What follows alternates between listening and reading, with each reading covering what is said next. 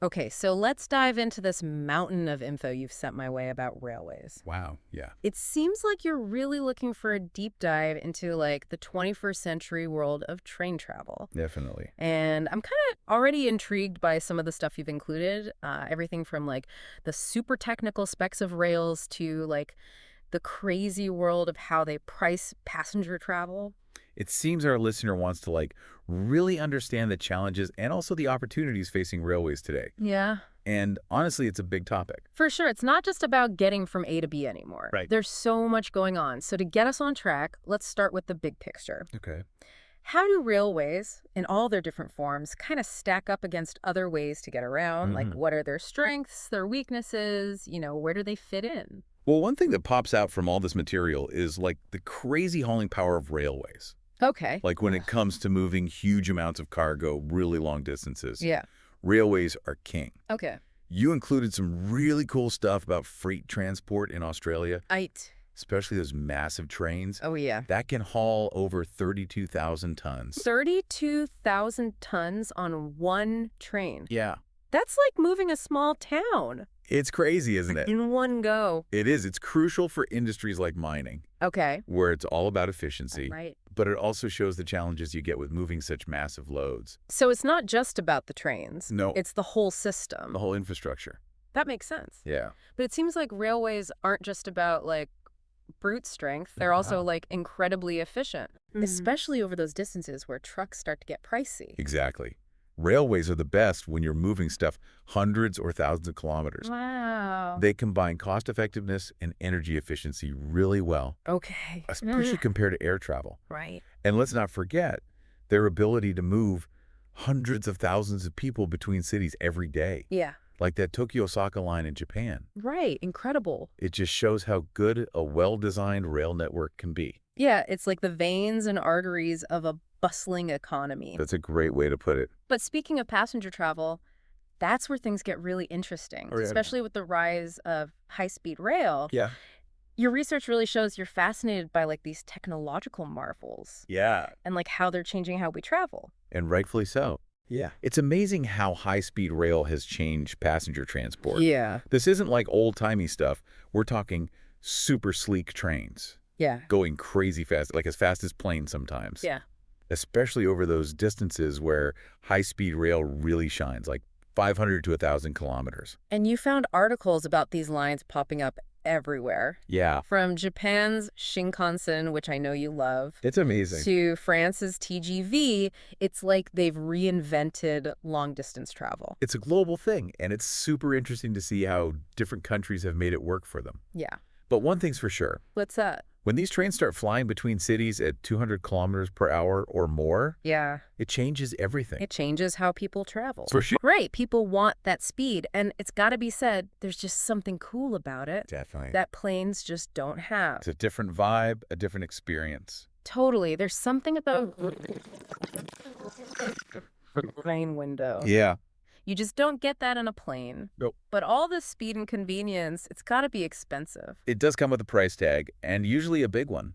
Right. Building these lines is a massive undertaking. Absolutely. We're talking hundreds of kilometers of track, crazy signaling system, tunnels, bridges. Yeah. It's huge. And hugely expensive, I bet. Oh, yeah, billions, sometimes tens of billions of dollars. So the question is it worth it? That's the big question, and it seems like there's no easy answer. So what are the things they look at to see if it makes sense? Well, it's complicated. You got to look at things like how many people use it, Okay. how much it costs to borrow money for these projects, Right. what it could do for the economy. Because a faster train doesn't just make travel faster. Right. It can also make it easier for businesses Yeah, and open up new possibilities for everyone. exactly. But you also have to think about operating costs. Right. Things like energy prices, labor costs, all that. And what about those hidden costs, the stuff you don't see right away? Yeah, things like noise pollution Yeah, and the environmental impact. that's got to be huge for projects like this. It's a crucial point.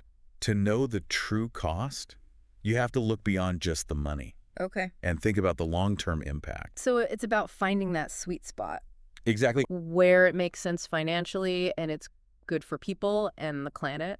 That's the goal. Okay, now you've got me interested. Good.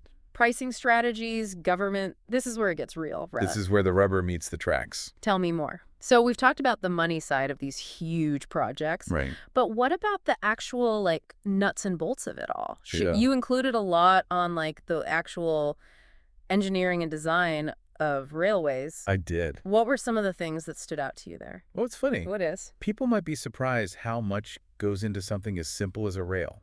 Really? Yeah, it's not just a chunk of metal. Okay. It's carefully designed Huh. to deal with crazy forces.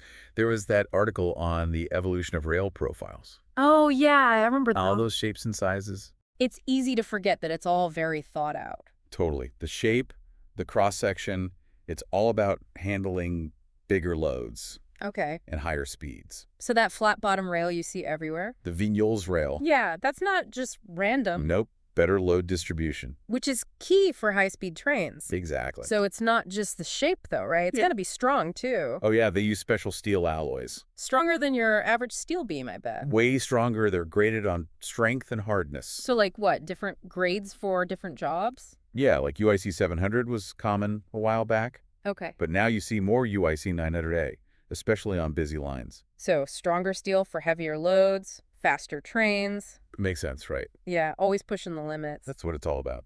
But even the best steel has got to wear down. Of course, all that weight, all that friction. So what happens? Well, you get wear on the top, on the sides. Okay. Even tiny cracks can form. That's where the inspections come in, right? Exactly. Making sure it's all good. They use ultrasonic testing, visual inspections. But those inspectors have to have, like, eagle eyes. They do, and it's getting even more high-tech. How so? They've got these vehicles with sensors and cameras. They scan the rails super fast, looking for anything off. That's amazing. It is amazing what they can do now. So tech is keeping those trains safe. Keeping them rolling. Speaking of tech, Yeah. continuous welded rail.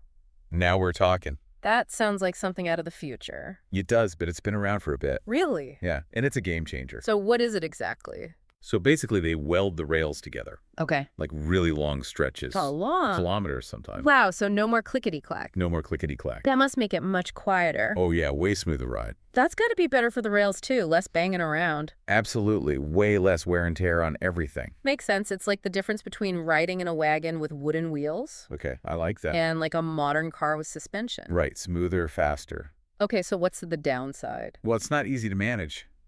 How so? You got to think about expansion and contraction. What do you mean? Steel changes size with the temperature.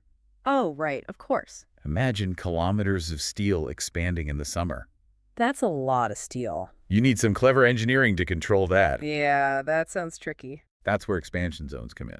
Those are the gaps that let the rails move. Exactly. The engineers calculate exactly how long they need to be. Wow, that's a lot of math. It is, but it's worth it. Sounds like it. CWR is safer, cheaper to maintain, and smoother for passengers. A win-win-win.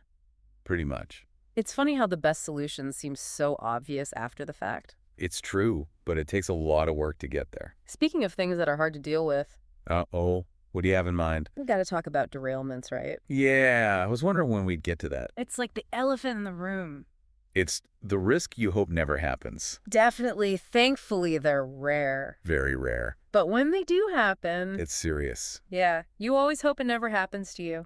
It's a reminder that even with all our fancy tech, there's always going to be some risk. Yeah, physics kind of physics. Exactly. Even the best things can fail sometimes. So when we talk about derailments, what are we usually talking about? Like what causes them? Yeah, is it usually just one thing? Rarely. It's usually a bunch of things going wrong at once. Okay, so like a perfect storm? Kinda, but like I said, track problems are a big one. Okay, makes sense. We talked about how much wear and tear those rails go through. Yeah, all that weight, all that friction. And sometimes those tiny cracks, they turn into big problems. They get with the inspections. Even with the best inspections. Wow. Or the stuff under the tracks, the ballast, Yeah, the ballast. that can shift around too. The rails move. They can, yeah, they lose their alignment. And that can cause a derailment. It can. Wow. So it's not just the rails, it's what they're sitting on, too.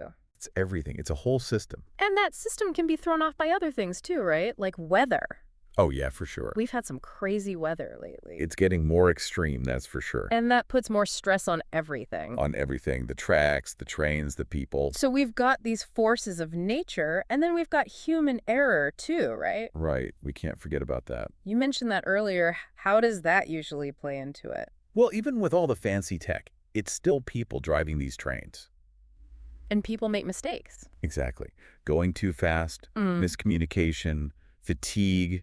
It can all add up. It can, and it can have serious consequences. That's why they have all those safety systems, right? Right. All those backups. To catch those mistakes. Yeah. Exactly. Things like advanced signaling. So the train knows to slow down or stop if something's wrong. Exactly. Or those in-cab displays, they give the driver all the info they need. Speed, track conditions, all that. All of it, right there in front of them. So it's like we're pushing the limits with tech to go faster, Yeah. but we're also using tech to make it safer. It's a balancing act, for sure. Speaking of balancing acts, we talked about this earlier. What's that? High-speed rail versus the environment. Right. That's a big one. It seems like to go fast, you need a lot of energy. It does take a lot of power. So how do we make high-speed rail more sustainable? Well, it's not easy, but there are things we can do. Like what?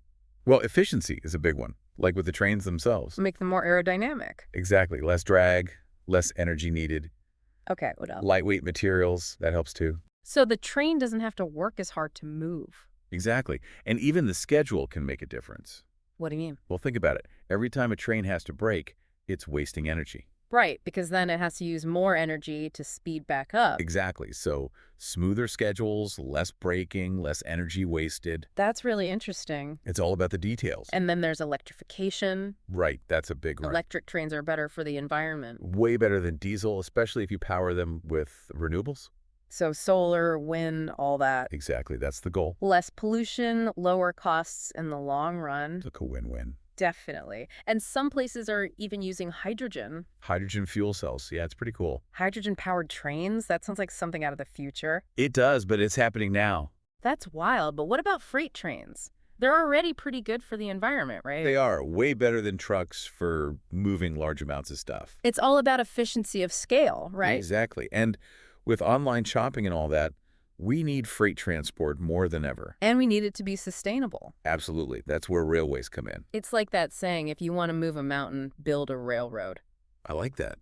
It's true, though. Railways are the most efficient way to move a lot of stuff. No doubt about it. So we've talked about high-speed rail, freight, sustainability. It's a lot to think about. It's a big topic. It is, but I have one final question. Okay, shoot. Can high-speed rail really compete with planes? That's the big question, isn't it? It is, especially for long distances. I think it can, especially for shorter trips. What, like a few hundred kilometers? Yeah, something like that, especially as the tech gets better. So it's all about giving people options. Exactly. Yeah. Faster than driving, better for the environment than flying. And maybe even more enjoyable. Maybe even fun. I can get behind that. Me too. Well, this has been fascinating. It has. We've covered a lot of ground. We have, from how trains work to how we make them better. And everything in between. A true deep dive. It really was. And speaking of deep dives, I'm going to leave our listener with something to ponder. Okay.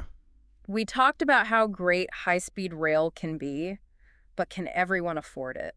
That's a good question. Can we make it fast and efficient and still make it affordable? That's the challenge. It is, and it's one that's going to shape the future of train travel.